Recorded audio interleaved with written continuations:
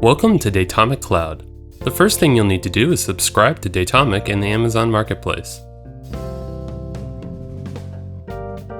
Head to the Amazon Marketplace, then search for and select Datomic.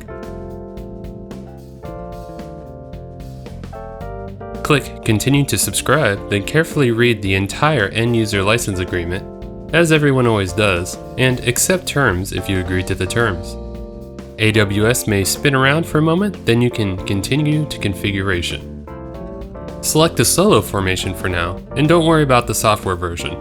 Continue to launch, then launch. The template URL will be filled in for you. Click Next.